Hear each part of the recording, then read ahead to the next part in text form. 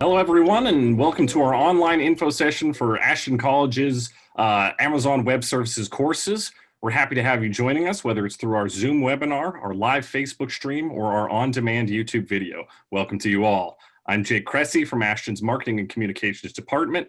I'm joined today by Maggie from the Admissions Department, Rika, who will be working in the background, and of course, our Amazon Web Services instructor, George. George, how are you? Hey, I'm good, thank you. How are you, Jake? I'm doing well. I'm excited to get started on this, but before we do, just some housekeeping we have to get out of the way. We'll have an open Q&A section near the end of the live stream where members of the audience can submit their questions for George to answer. If you're with us on Zoom, you can use the raise hand function or simply type your question into the chat box. If you're on Facebook, you can write your questions in the comments section. We'll be sure to take a look at them. If you have an intensely specific question or we just don't get around to answering it during this session, you can email us afterwards at ceinfo@ashtoncollege.ca, or you can phone us at 604-891-1256. We also have a toll-free number, which is 1-866-759-6006. Now, to start things off, George, I'd like you to share with us a little bit about your experience, your educational background, and what brought you to teaching here at Ashton College. So it goes about 20 years ago when I started as a junior developer, coding mostly in older languages that not even used today. And after a while, I moved into more into a space of integration and more into a space of security and virtualization. This is when I first the beginning of the cloud or the beginning of the virtualization era. I want to say, and pretty much all that time I was working also as a technical trainer, training companies on different products on different in different areas. In the last few years, I'm focusing a lot again as an instructor, as a trainer.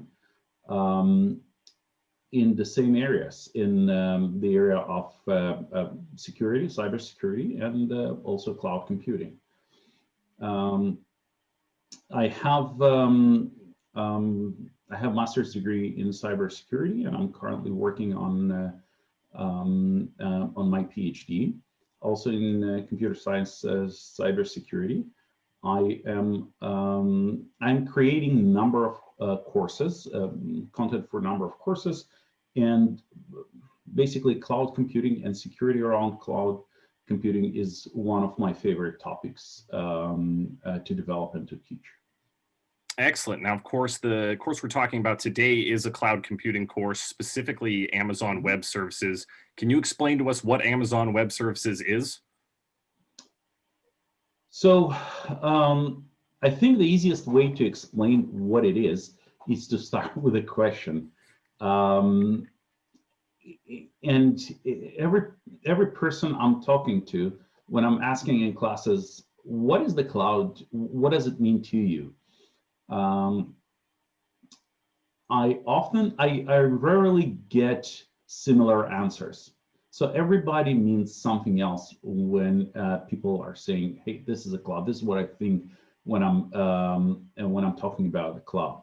So first, we need to understand what the cloud is, and Amazon Web Services, or AWS, is just one of the vendors who's offering public cloud services. You can think of a cloud as a giant pool of resources, virtually unlimited pool of resources that you can leverage when storing your information, when processing your information, when delivering your information to the end users. So, and I'd like to think about cloud in this way, because under this definition, you can see everything that the cloud does. So you can see how you can store your files, how you can retrieve your files, how you can create web applications or non-web applications, AI projects. You can do a lot of things, but the main idea of the cloud is that this is as I said, it's a virtually unlimited pool of resources. And not just that, it is this pool of resources can be used on demand. So think about it this way. If you have a company today and you want to start doing something, whether it's developing a product, marketing, selling something, it doesn't really matter. Your first step would be to create an infrastructure, to buy computers, networks, firewalls, security, laptops, everything that you need to run your company. And if you offloading this task to the cloud, then you're actually starting with zero investment in infrastructure. You don't have any upfront investment because you are being billed by the usage. So you're using it for an hour, you're getting billed for an hour. If you're using it for 2 days and then shutting the infrastructure down, you're gonna get billed for 2 days. So take the virtual unlimited part and combine it with the billing that is done based on your usage, and you will see what public cloud is all about. It's about easier access to unlimited resources or resources that would be otherwise very expensive, and the other part is billing by your usage. And in today's world, we have 3 major players in this market, 3.5, we can say, or maybe 4. The 3 major vendors are obviously AWS is number 1, then there's Microsoft Azure is close second, and the third one is Google with GCP offering.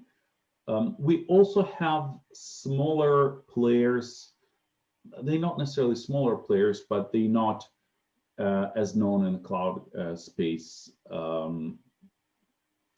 They don't have a similar offering. One of them is Oracle, the other one is IBM. We have other smaller vendors, but if we're talking about the main 3 vendors, that would definitely be Amazon with AWS, Microsoft with Azure, and Google with GCP. Okay, and so when people are coming to these, you've mentioned that cloud computing obviously has a lot of functions. It's like you said, a sort of limitless resource as long as you can pay the money for usage. So what are the common reasons for businesses to turn to Amazon Web Services or these other large cloud computing providers?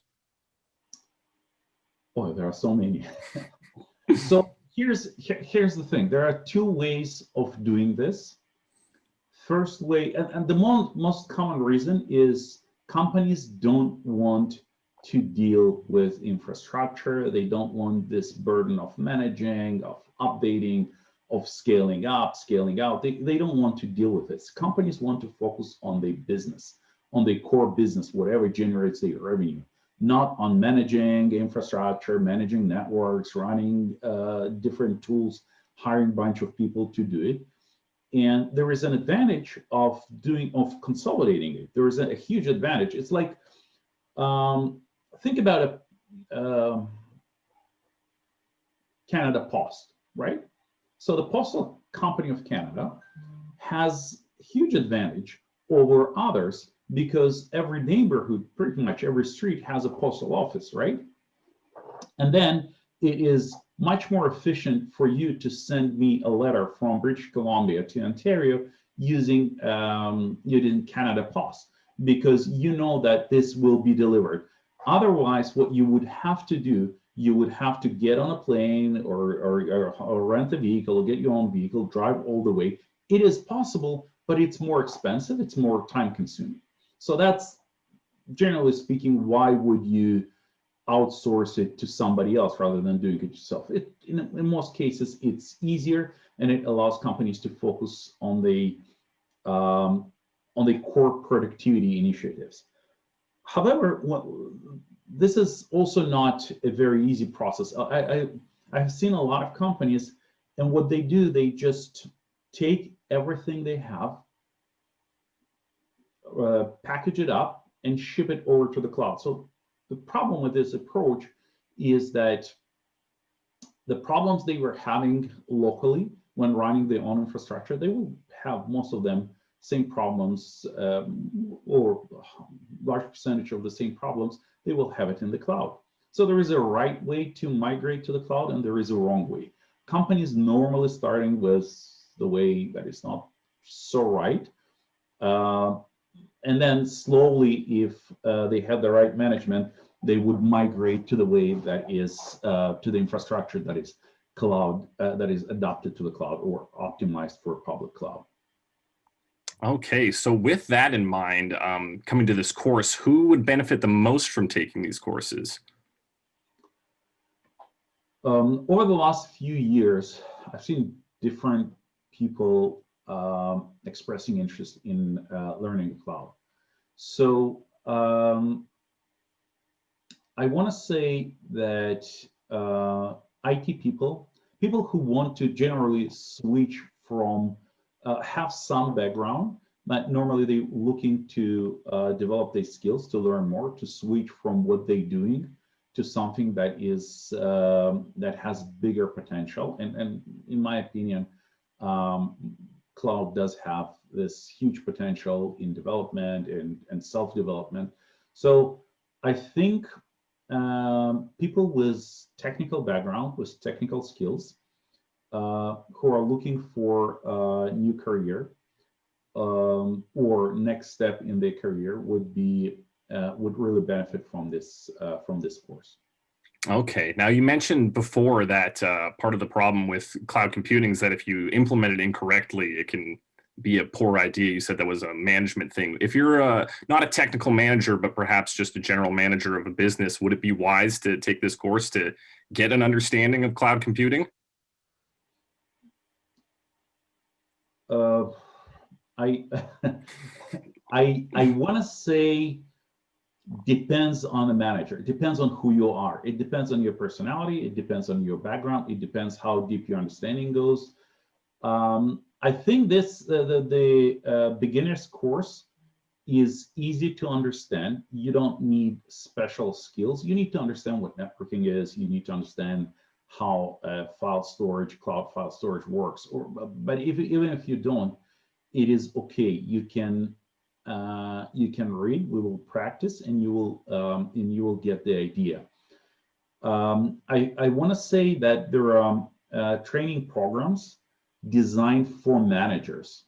So if you are a manager and you're looking to understand what the cloud is, this course might not be the best fit for you, because this course is more designed for people who want to eventually become cloud practitioners or cloud architects or cloud developers or cloud security folks. But this course gives them the basics, the basic understanding of the cloud. So managers, again, depends on the personality, depends on the skills, depends on the background. Right. So this really is for people who want to have practical skills using the cloud. Right. Absolutely. Fantastic. That said, you mentioned that you don't need a strong technical knowledge to enter the basics course. Are there any prerequisites for these courses? We want to say that there are no prerequisites per se. However, if you never use the computer, if you not tech savvy, if you're not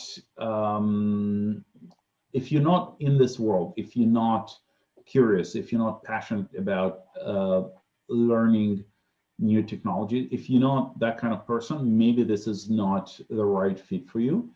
Our ideal student would be someone who knows something and really wants to learn more and wants to explore the options and kind of advance his knowledge and advance his career in that direction.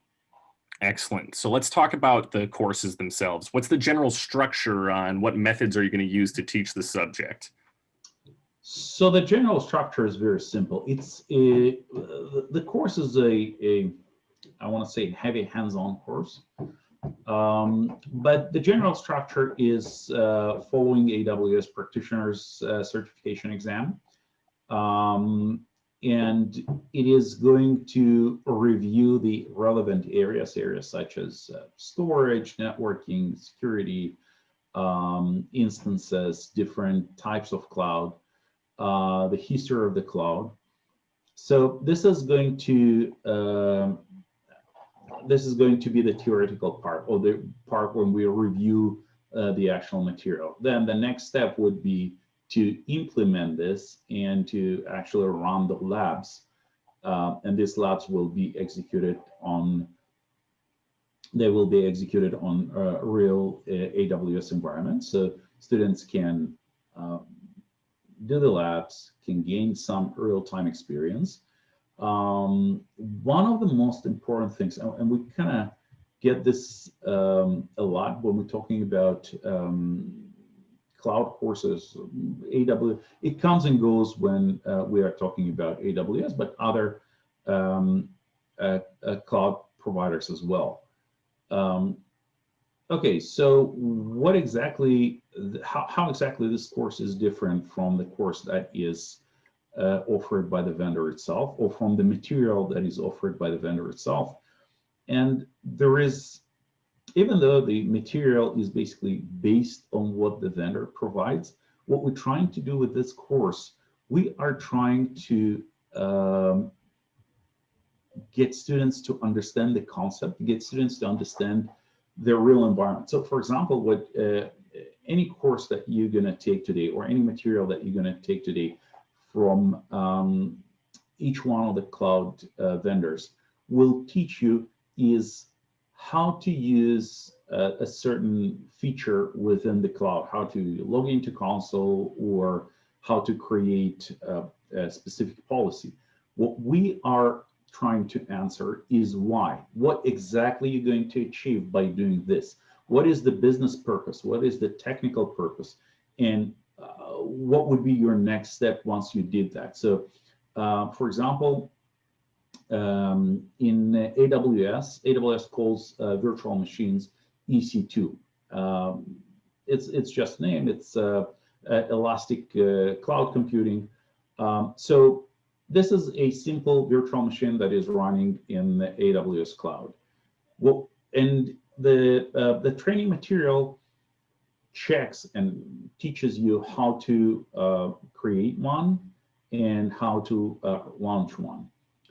Our course is focusing on how would you use one? Why would you use one? How can you change the configuration, and why would you do this? How would you adapt this to your potential different business needs? So that is how our class is different from what you can see from what normally cloud vendors would offer. Excellent. So with that, what are your expectations of students who enroll in these courses, and how much time are they going to be spending working on assignments and reviewing material outside of class? So it depends, as always. Ideally, if the students are spending the same amount of hours outside of the class as they spend in the class, they would gain a lot of experience. Again, our course is designed or focusing on giving you real-time experience, life experience, rather than theoretical experience with the environment that we're teaching.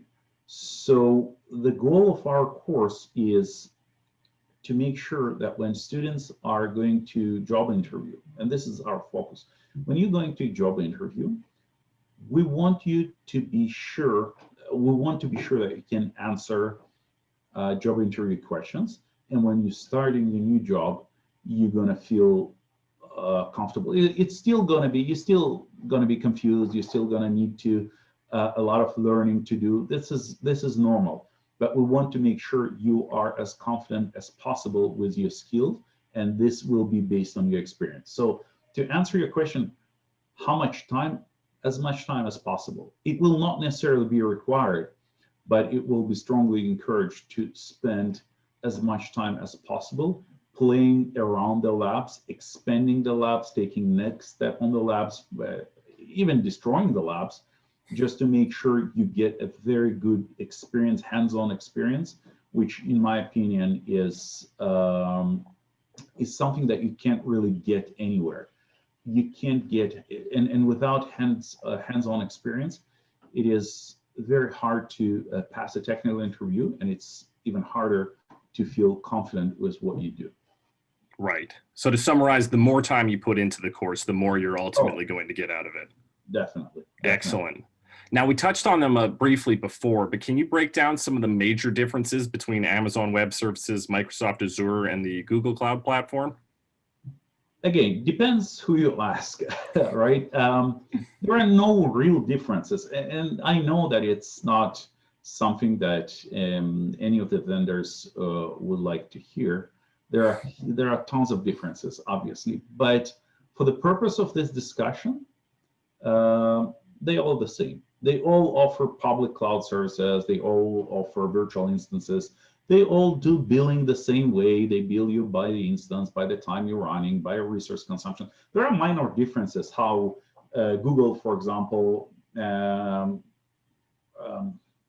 Google allows you to configure your system. So you can, for example, you can decide how much memory you have, how much CPU you would have, what is the amount of this. And in case of Amazon, you can't really decide and slide the memory up and down. What you need to migrate to another instance. But these differences are not huge. Also, the gaps that companies have with each other, they closing them. So for the purpose of this discussion, there are not too many differences. You're going to see web interface to log into a console. You're going to see file storage in the cloud. You're going to see network storage in the cloud that is going to be your virtual disk. You're going to launch virtual machines. You're going to configure network in and out. So yes, the interface is different. Yes, they call the same thing by different name, but conceptually, they all offering you the unlimited pool of resources that we started to talk about in the beginning, and they would all bill you by the usage. That's, and this is why I think, again, at this point, there is no real difference. Okay, so this raises the question. I know Microsoft also offers certification for their cloud computing services. When you're just starting out, what factors should you consider when deciding between an AWS certification or a Microsoft Azure? Good question. So again, it is, where are you coming from? Are you coming from Microsoft world? If you are coming from Microsoft world, maybe Azure is a better fit. If you are a developer and mostly working in Microsoft environment or Microsoft platforms, maybe Azure would be a better fit. If you're a technical person and just looking what is the most popular platform, probably AWS is the most popular one. I also want to encourage you to recommend something very simple.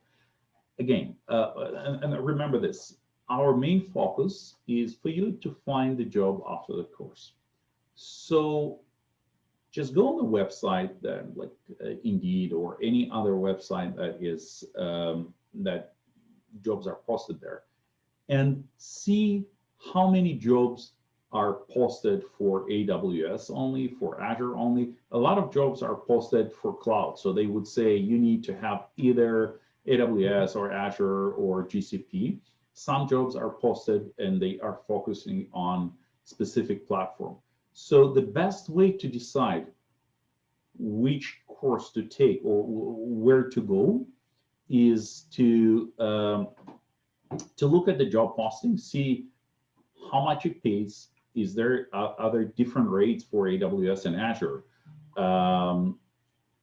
Is something in your background is going to give you competitive advantage over others when you enrolling into or when you're completing either AWS or Azure cloud. So all this, there is no simple answer, and there is no single answer to this question. It all depends who you are, what your goals are, and what you're comfortable with. Okay. Now, you did mention that Amazon Web Services is a little more popular as a service. Are there certain industries that will exclusively use only one or the other, or is it fairly mixed all around? I don't know. I think Microsoft is very strong where Microsoft has relationships, right? A lot of larger companies use Microsoft just because of the relationship they have with Microsoft. And every company has Microsoft servers, Microsoft workstations, domain controllers, Active Directory. So there is Microsoft infrastructure everywhere. And Microsoft is using this to kind of step up and to integrate more and more. What I see today is a lot of companies are migrating from what they have from the Office suite of products to Office 365. So this is something that's happening, and this is a first step towards Microsoft Cloud. But I don't have the stats. I don't have the details. I don't know. I know that AWS is still number one by volume, but I don't really have the information whether Microsoft, how fast Microsoft is catching up, or what is the distribution across industries who likes it. I do see large enterprises, including Canada, using GCP, using Azure, using AWS. I just don't have the numbers to compare them. Fair enough. Now, bringing it back to this course, this is designed to help students earn their AWS certifications, primarily the Cloud Practitioner and the security credentials. Can you tell us more about these certifications and their value? So the Cloud Practitioner certificate is kind of the first step. And this is designed for someone who just starts with Amazon, who just starts with AWS, and wants to understand what are the main components of the AWS offering, how the billing works, how to design a simple AWS infrastructure, what are Amazon data center called, how the data centers are designed, what are zones, what are regions, all of that. So this is something to give students an understanding what AWS really is. Security part of this class is not the one we're focusing on. We are talking about security. We are talking about some of the best practices, but this is not the focus of this class. For security, security is kind of is a separate thing on its own. We are definitely adding. The material of this course would include security more than what the practitioner exam requires, just because I personally think it's very important. It's more important than obtaining the certificate. Is more important even to understand how to secure your cloud environment. Because if you here's the thing, when you're running the cloud, when everything you have is in the cloud, every mistake you're making is going to cost you a lot of headache. It is going to be, just recently, yesterday, if you look it up, Nissan USA, Nissan North America, they have their application repository or source code posted on one of the cloud sites, misconfigured, and now everybody has access to it. So this is what I'm saying. It's not enough to, and the reason they did it, they didn't think that they need to change default password, for example. So, and this is exactly what I'm saying. It's not enough just to know how to configure cloud instance or cloud resource, you need to know how to secure this. And your cloud practitioner training is not teaching you, is not checking you how well you know this. But I personally believe that without knowing how to secure your workloads, how to secure your resource, you can't, it's going to be very dangerous for the organization you're working for and for you personally. Because I'm thinking about the admin person who went and published the source code thinking that it would be protected and ended up exposing private information to the internet. He's probably going to lose his job, and I'm not sure when he will be able to find his next job. So the focus on the security side of things is not because you need to know this to pass the certificate exam. It is because you need to know this to start working in the cloud, to again, as I said, to be confident in the environment that you're going to be working in. Excellent. Now, you've already touched on it briefly, but what are the key differences between the basic course and advanced course for AWS that Ashton offers? So the basic course is going to just teach you how to start, how to begin. So it is going to cover the material that you need to know to pass the practitioner exam, which is very basic. It is going to give you the historical development of events. So the cloud didn't start in 2020 or 2021. It all started, surprisingly, what we call the cloud today. It all started in 50s or 60s in end of 1950s. This is where, and this is where we're going to start. In order for us to understand better where we are and how did we get where we are today, we will start with reviewing the history of computing and cloud computing and how we transitioned from one step to the other, and how did we get here to cloud computing. So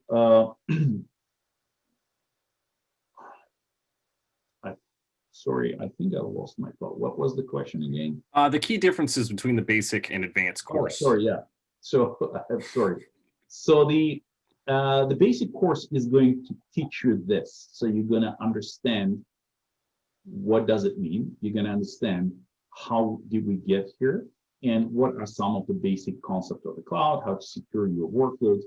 The advanced course is going to introduce new topics. For example, what is serverless computing?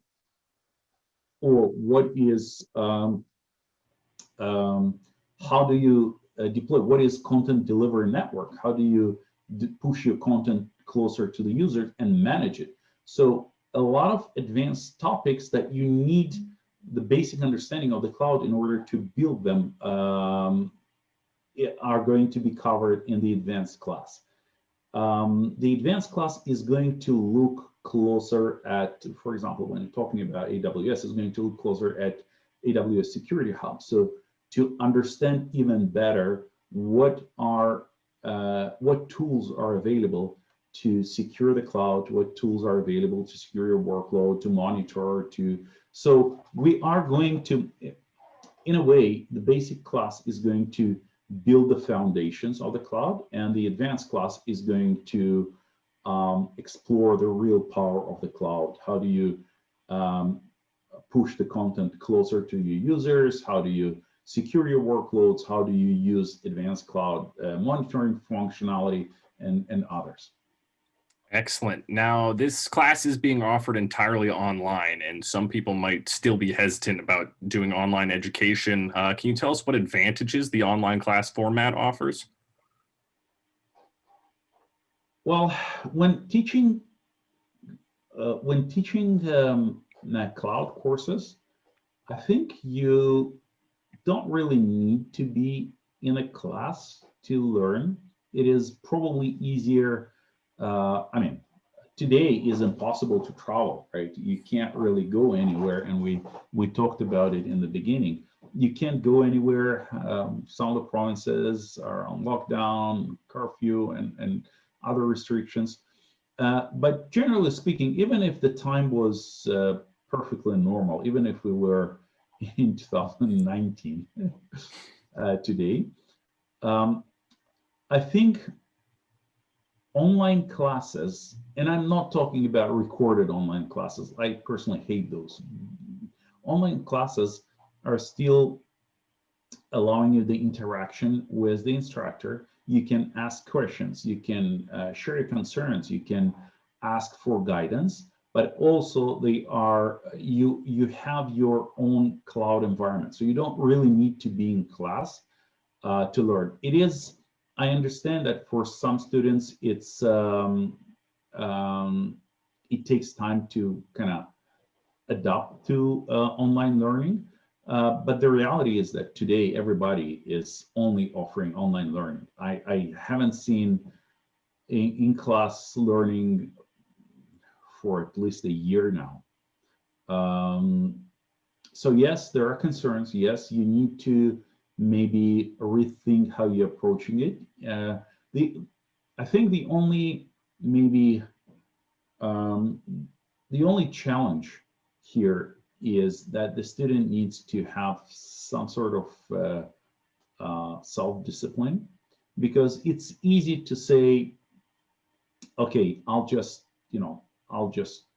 watch the recording later, or I'll disconnect, or I'll close my mic and I won't ask questions. It's really easy. You can sit and watch, and I do see some students sitting and watching and not asking question. And for me, this is the first sign that they're not really getting all the benefits from the course.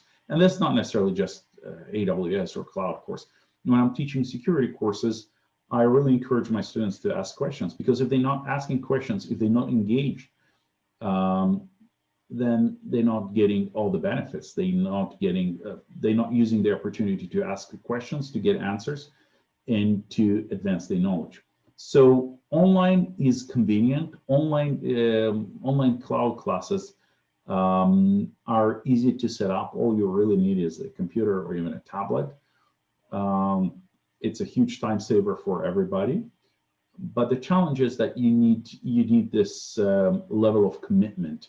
You need to be asking questions. You need to be actively engaging with your peers or with the instructor. Right. Excellent. So after completing this course, how can students continue to build on the skills they've learned? The best way is to find a job and start working. So, and seriously, I am a strong believer in hands-on experience. So you can read hundreds of books and online materials and documents. I haven't seen a single person who was not working in the area and was reading material about the area, not working in the area, and stayed focused for a long time. If you're not working, if this is not part of your daily life, you can't really advance your knowledge that much. Yeah, you can read the documents. You will forget the documents that you read shortly after that. So the best way is to find a job, any job in the area, in the industry, and start exploring and start gaining experience. Of course, you can register for more advanced course, or for a course if you're familiar with AWS, you can start exploring Azure and compare, or GCP, and then compare how this different vendors approach it differently. But the reality is you need to start working and gaining a real life experience to stay relevant and to stay up to date. Right. So with that in mind, what job opportunities are available for students after they complete these courses? Oh, how much time do you have? Do you want to spend here a week with me? And the easiest way to answer it, again, it depends who the students are. If the students have a programming background, then there are a lot of opportunities in programming or around programming. So, for example, you can look up jobs that include the word DevOps. You can look up jobs that include the term DevSecOps. This is something that combines security, infrastructure, programming, deploying, QA. This is kind of all when it's done in the cloud. You can also look for simple technician. People still need to deploy computers, deploy servers, maintain the service, configure permissions, configure security roles. This is still needs to be done. So there is cloud practitioners. You can again just look it up on job sites like Indeed and see, or on LinkedIn, and see how many companies are looking for someone who knows how to work with AWS, for example. And you'll see, again, depends who you are, what your background is, whether you're a networking person, a security person, and a developer, or just a cloud enthusiast, somebody who's getting into this. You will find a job that matches your skills, matches your area of interest or area of expertise. And there are different ways to call it, but the jobs are there. And again, the easiest way is just to go on the job website, just type one of the words I told you, or simply type AWS, Azure, or whatever you want into it. And you will see that there are 1,000 jobs in Canada available. Most of these jobs are remote jobs, so you don't even have to travel anywhere. And they paid well. So. Excellent. So what are some of the biggest challenges people face in working with cloud computing and AWS? You remember the beginning of our conversation. The biggest challenge, in my opinion, is that people don't really understand what it is, what it offers. And what they do a lot of times, they take the entire infrastructure and ship it up to the cloud, which means that the challenges that they had in their infrastructure are now replicated to the cloud. And not only they replicated, before they were completely controlling their own infrastructure. If I have a company and all my computers, all my servers are inside the same building, then what it means is that I have physical control around my building. I control who gets in, who gets out, who do I allow to get to my servers, who I don't. When you're shifting it to the cloud, when you're shipping it all up to the cloud, you lose this control. And if you don't go correctly about migrating to the cloud, like in the case of Nissan I just brought up, you can end up losing access to your data. You can end up with your data leaking outside. You can end up impacting your production. So there are a lot of challenges, and most of them are simply because people don't understand how to work in this environment. People don't have the right skills to work on the cloud. The other side of things, remember we talked about billing. People don't understand the resources that they're using and how to optimize the costs. So the other side of things is that when everything is configured and running, you need to understand how you're getting billed and how to reduce your costs. So there's, if I needed to think about two areas, the most challenging areas, first is access to your resources, who has access and how it's managed. And second part is optimizing your cloud workloads, optimizing your billing, or optimizing your costs, if you will. Excellent. Now you mentioned this earlier, but we'll just bring it up once again for the sake of clarity. There are a lot of educational paths out there. Why should students choose to take this specific course with Ashton College? Again, what we're trying to do with this course, this specific course, is step outside of the certification courses. There are plenty of certification courses There are plenty of simulators. There are plenty of ways to pass certification. The problem with this is, and this is my approach to all certification. This is nothing specific just to AWS or to Azure or to GCP. This is the way I see. I personally don't really like certifications. I understand why they need it. I understand that when you're just starting up in your career, you need to make your resume attractive to recruiters. And one of the ways to make it attractive is to add a certificate. But this is just the first step in your journey. Trust me, if you don't know what you're talking about and all you did was passing a test, the person who's going to interview is going to find this out in about first 3-4 minutes. It's very easy, and you don't really need to be cloud expert, and you don't need to know to have deep understanding of every single component of the cloud to ask few simple questions and figure out how well the person in front of you understands what he's talking about. That's very easy. And the only way to answer the questions is to have hands-on experience. Again, some people might disagree with it, but I strongly believe that this is the only way. And the only way you can sit in front of somebody who's interviewing you, and even if you don't know what the right answer is, what the correct answer is, you can always say, I did that based on my previous experience, I'm assuming. So you can make assumptions based on your experience. You can't make assumptions based on theoretical material. You can't make assumptions based on questions that you have answered somehow in a test.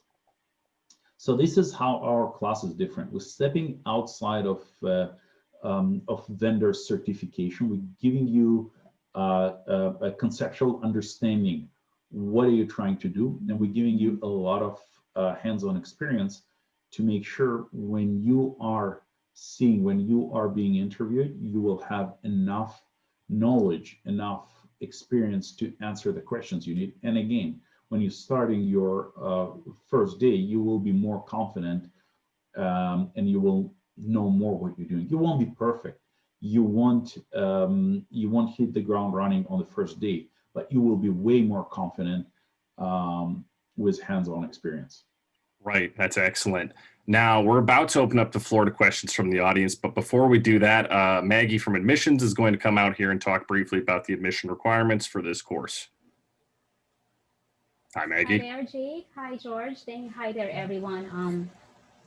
Thank you for enlightening all of us regarding the Amazon Web Services. Initially, it really sounds complicated, but you made us understand it more easily. Thank you, George. Again, my name is Maggie, Admissions Officer for Continuing Education. To all the potential students, I would like to invite all of you to send us your inquiries. Your questions are important to us, and we guarantee that you will get a lot from this course. As mentioned earlier, this is live online, and we offer an interactive class environment as we make sure that students will get a lot of involvement during the lectures.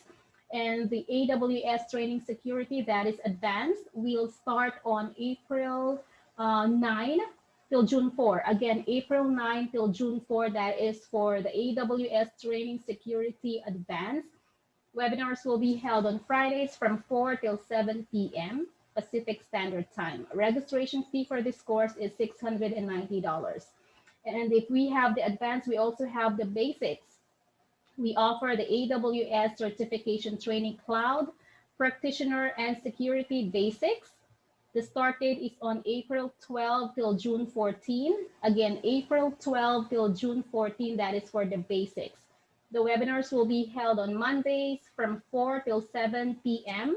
Pacific Standard Time, and the registration is the same as $690. Please visit our website at ashtoncollege.ca for more information, or you can call me at 604-891-1256, and I will be there to answer all your inquiries. Thank you, Jake. Thank you so much, Maggie. With that, the floor is now open to questions from the audience. We have Rika managing those and looking at those. Rika, are there any questions from the audience?